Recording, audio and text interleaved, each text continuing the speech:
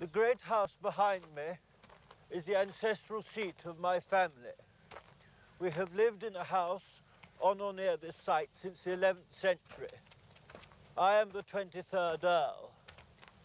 From the roof of the house, any land one can see in any direction is part of our domain. It is my responsibility to conserve, nurture, and develop the estate until such a time as I can pass it on to the 24th Earl, secure in the knowledge that it is substantially larger and more productive than when it came into my care on the death of the 22nd Earl, my father.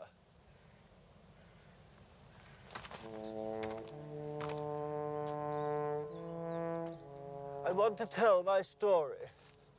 In doing this, I want more than anything else to demonstrate that at the very center of my life, there has been a sense of history.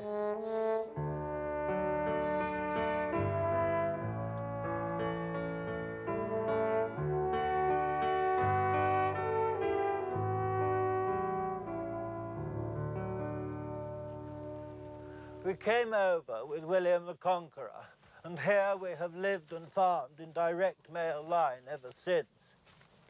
The nature of the holding has changed a great deal over the centuries, the principal influences being, one, the enclosure of vast tracts of land in the 15th and 16th centuries, which increased the size of the estate quite substantially, and two, the gradual but significant diminution of the ancient woodland. Successive generations have been variously adept, and I was able to inherit from my father some 10,000 acres of mixed arable and pasture. This was considerably less than he inherited from my grandfather, but more of that anon. We're looking now at a field of some 200 acres. Now, this is a truly vast expanse, and as little as 35 years ago, this was upwards of 10 fields. The economic demands of creating ever more efficient and productive land has meant that in many areas we have ripped out the hedges and filled in the ditches in order that the diesel-powered leviathans of modern agriculture may move with ease over more and more acres of chemically enriched soil.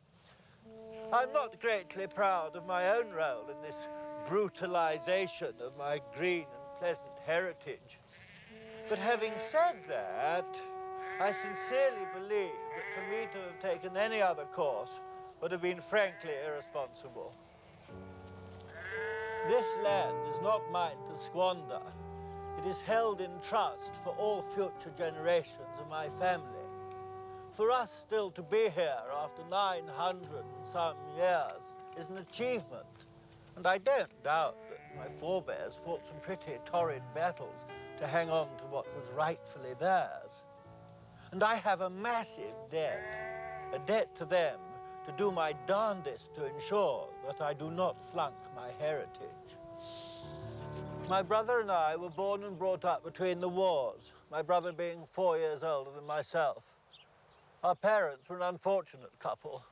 Mother was a great, great beauty, of that there can be no doubt. But as far as her qualities are concerned, that is quite simply the end of the story. She was stupid, vain, lazy, and craven. We adored her, but she paid us scant attention. I do remember her, particularly her smell. It was a heady, exotic mixture of expensive toilet water, fine talc, exquisite perfume, and something else which was sweet and mysterious. I now know what that was. For a great many years, until it was taken off the market, she was addicted to a certain proprietary cough medicine, of which the active ingredient was some sort of opiate. I think as a child, it was her odor I craved most.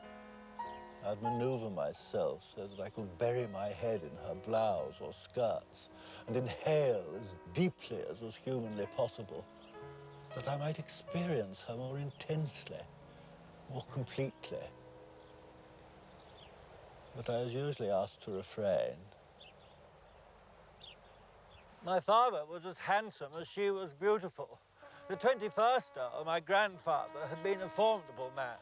Soldier, politician, farmer, acclaimed and respected in all these spheres. A difficult act to follow for the best of men, which my father most decidedly wasn't. Where grandfather excelled, father disappointed.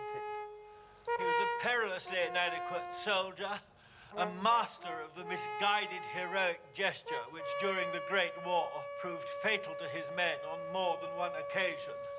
He had no interest in or understanding of politics, and as a farmer, he was catastrophically inept. He had no feeling for the land.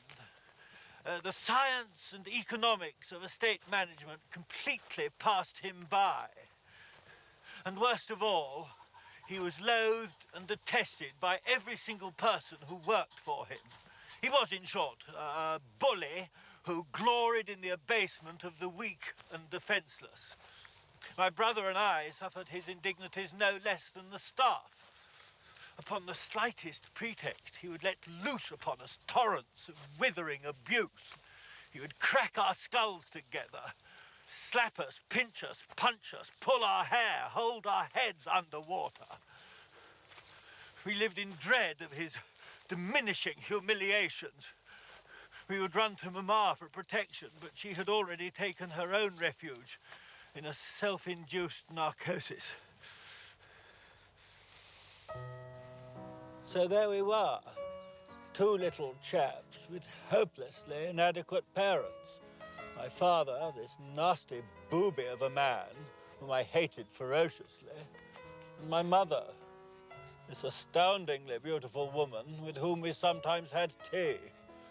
Big deal, as my children would say. I was a solitary, unlovable boy, but I was blessed with a keen intelligence. I knew that we were somehow special, and I was fascinated, I suppose, by the whole ethos of the elite families. I desperately wanted to know how it all worked and how I fitted in. So I took to eavesdropping on adult conversations. And what I learnt was very alarming indeed. It was clear that my father was making the most frightful hash of running the estate, and vast tracts of land had already been sold off. I knew that by some degree I was the cleverest person in the family, and I knew that my brother would inherit the earth. I liked my brother. We got on well, given the difference in our ages. But at the age of 7, I realized two quite dreadful things. Firstly, he was simple-minded, not backward as such, but decidedly dim. There was no way he would ever be able to rebuild the estate to its former glory, and left to his own devices, he would in all likelihood oversee its continuing decline. Now this was troublesome, but it was my second realization that was more ominous. I knew, with a terrifying clarity, that he was a homosexual. How I could be so certain of the sexual proclivities of an 11-year-old boy when only 7.5 myself, I don't know. I don't know how I knew a lot of things, but know them I did.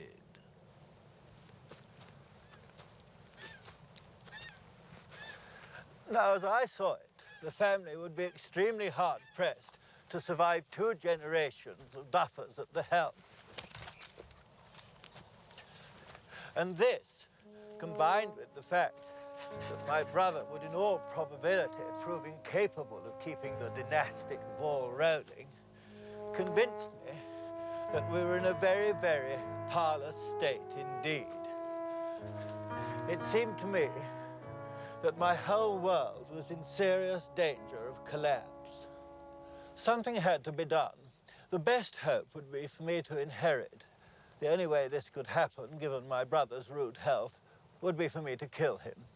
And the sooner the better. For one thing, were I to be found out, any penalty incurred would be less the younger I was. And secondly, small boys lead notoriously dangerous lives in any case, and an accident would never be easier to contrive than now. So it was that at the age of 7, I committed myself to the murder of my brother. He was walking along here with his double-barreled 410 shotgun. Pigeon and rabbit shooting was something he liked to do. On this occasion, I had followed him, making quite certain that I was seen by no one. It was a warm summer's evening, and there was no danger of my leaving unwanted footprints, with the ground being so hard. I ran down the other side of that copse there, came in through the gate there, and met him here, as if totally by chance, and we chatted easily. I showed him a beetle I had in a matchbox. It was a devil's coach horse, I believe. And he told me of an area of woodland where he thought a cracking treehouse could be built. At that time, this fence here was in good repair, and I climbed over and bade him follow me. He was reluctant to change his course, but I begged him. He passed me the gun. I was wearing little yellow knitted string riding gloves in order not to leave any fingerprints. At the very moment he was astride the fence, I shot him under the chin at point-blank range. He wasn't looking. He never saw it coming. He never suspected a thing. I suppose he was the best friend I ever had.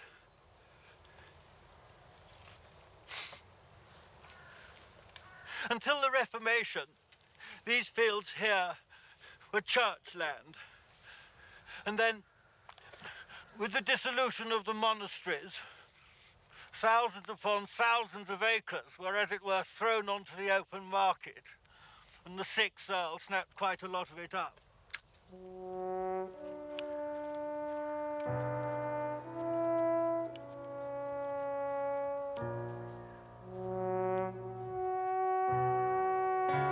The effect of my brother's death on my parents was frankly astonishing. One might have thought they'd barely notice, but they were shattered. It was really quite moving. They even came together somewhat in their grief, and they gave one attention for the first time in one's life, which was stifling and embarrassing. But I was due to be packed off to school in any case, so I didn't have to endure for too long their awkward kindnesses. What have we here?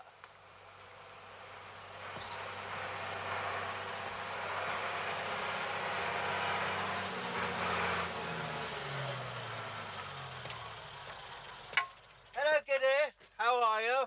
All right, thank you. Where are you taking the plough? Up long bottom. That's right.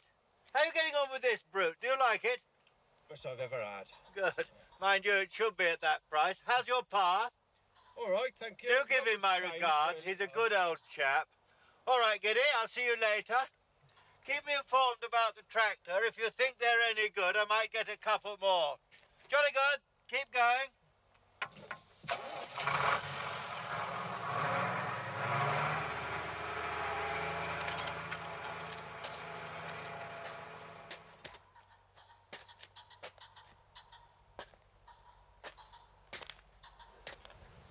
When I was 14, my father hanged himself, and I took the title. It may be that he never got over the death of my brother. It was actually the best thing he could have done. Another 5 years, and there'd been precious little for me to inherit. He hanged himself from this tree. It was 3 days before he was found, and the sad thing is, no one had missed him. Now look, some of the rope is still here. It was rather gruesome. So a manager was hired to run the estate until I could take over. And thank the Lord, the chap we got was first rate and the situation stabilised somewhat, which, given this was the 30s, was no mean achievement. My mother retreated further and further into a weird world of her own invention, which seemed to comprise 3 parts malice to 2 parts euphoria. Any visit to her rooms was a delicate exercise in timing. Then came the war. At the outbreak of hostilities, I was still a schoolboy, of course, but it was naturally assumed that when one became of age, one would follow the course of previous generations and fight for king and country. But when it came to it, I chose not to be part of this war with the Germans. Quite simply, I did not feel I could in all conscience take up arms against Adolf Hitler. Now, there has been an awful lot of the most frightful tosh written and said about this chap, but suffice it to say that here was a man who had single-handedly brought a bankrupt country to prosperity within a very few years. And as a farmer, I had to respect that. Of course, there were aspects to his approach which I found questionable, and there is no doubt that I'd have taken issue with him on a number of counts. But at the end of the day, I felt very strongly, and I still do as a matter of fact, that we should have been batting on the same side. Moreover, my deciding not to go into battle meant that I was able to immerse myself in the farm. I had some excellent advisors, and I was a quick and ready study. The estate was once again on a sound footing, and it became a preoccupation of mine that we should acquire neighbouring farms as and when they became available. This we did. Now, historically, the quickest and cheapest way to increase the size of one's holding is through marriage. The proviso being, of course, that one mustn't allow that awful monster sentiment to poke her wet nose in. No, I was quite clear. I'd make a methodical search until I found a girl who was wealthy and fertile. There followed an interminable round of tortuous balls and so forth, but I got her. And by whatever criteria one chose to judge her, she was a catch. She was passably attractive, an excellent hostess, and she slipped easily into the running of the household. She bore me 2 fine sons, and all was well with the world. But there's always something round the corner, isn't there? As I trundled along, happy in the knowledge that our position of wealth and privilege was relatively secure, the gods were preparing to toss the golden apple of chaos into my path. She was younger than my wife. She was a student who had come to work in the stables during the holidays. She was very, very pretty and extraordinarily vital. I was quite overwhelmed. We enjoyed each other's company so. She made me laugh, and to my astonishment, I made her laugh. And she teased me, which I found a very novel experience. I fell hopelessly, wondrously in love. It's a very frightening thing to happen to a cold old fish like myself. As far back as one could remember, one had been in control. Yet here one was, being thrown around by great breakers of love that would deposit one on some fantastic beach where everything was new and exciting. Then one would be dragged back into the maelstrom, only to be tossed up onto some other shining shore. However, the light that this blessed creature brought to my life shone also on my marriage and exposed every detail of its drab tedium. I knew what I had to do. It was very simple. I had to get a divorce. It would be expensive, but worth every penny if it would allow me to remarry. As I fell more and more deeply in love, so a profound distaste for my lumpen wife grew to nothing short of hatred. And she indeed began to show her true colours. She would not consider even a trial separation, far less a divorce. Now, this put one in a very difficult position, and given the situation, her obdurate, intractable stance was deeply offensive. It was a petty, emotional response calculated to cause me as deep a hurt as possible. And I cannot stress too strongly that there was nothing, absolutely nothing at all that I could say that could make her shift her position 1 iota. Any door I tried to open was slammed shut in my face with insolent scorn. I found my plight quite untenable. One had but one option. As we came along the bank here, I was mouthing all sorts of drivel about wanting to make a go of it for the children's sake and so forth. Just here, I grabbed her round the waist, put one hand over her mouth, and I launched us both into the lake. She put up a terrific struggle, but I was bigger and stronger than she, and I managed to keep her head under the water. She fought, and it seemed to take forever, but gradually the spasms got less and less, and finally she was still. Then I saw standing just there at the corner of the boathouse my two sons, aged 8 and 6, their faces studies of bewildered shock, their possibly having been witness to the whole thing. I said to them, "There's been a bit of an accident. Come and help Daddy get Mummy out." They came to the bank, offered me their hands, and I pulled them in and drowned them too.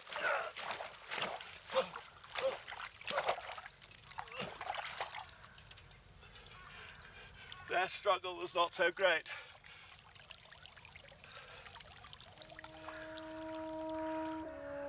I made it look like a boating accident. There was an inquiry and a degree of suspicion, but nothing too serious. My alibi proved watertight. And the beautiful girl for whom I'd done all this, I never saw her again.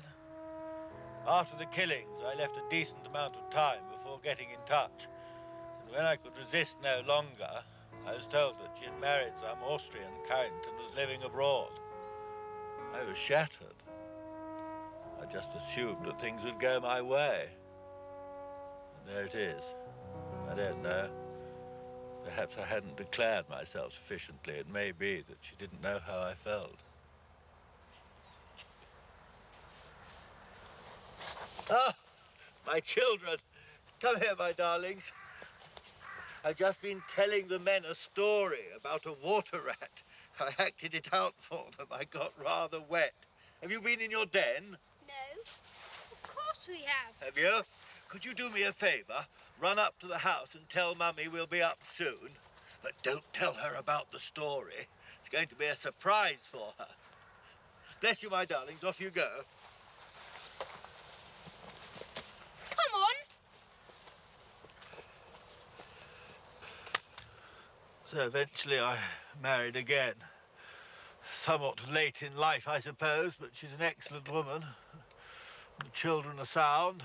The line continues. Glass. Has anyone got a ciggy?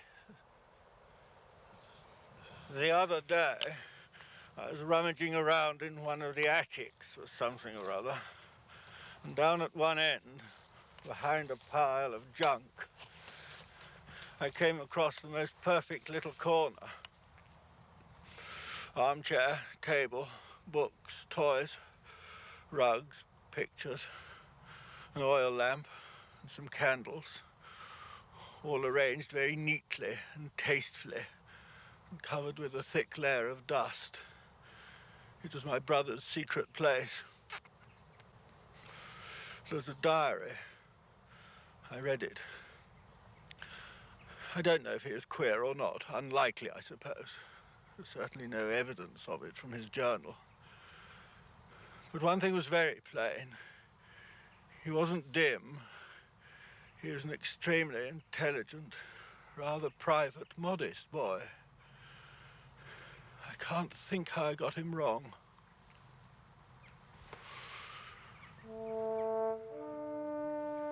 An unspoilt corner of the estate like this gives me more pleasure than almost anything I can think of. At least here, I'm at one with my ancestors. Here, I have been able to raise a hand to the meddlers, the accountants, the communists, the Euro Bureau Brussels sprouts, the motorway builders, the town planners, the property developers, the golf course designers, the parachutists, the Bloody Ramblers Association, etc., etc. I've raised a hand to them all and I've said, stop! Go away! Thus far and no further! Bugger off out of it! Sod off! This is my land, my forefathers' land, and my descendants' land, and what we do with it is our business! And it's so beautiful. And it's always here, absorbing the wind and the rain and what have you. And we've kept those other bastards out. And that's good, isn't it? Isn't it?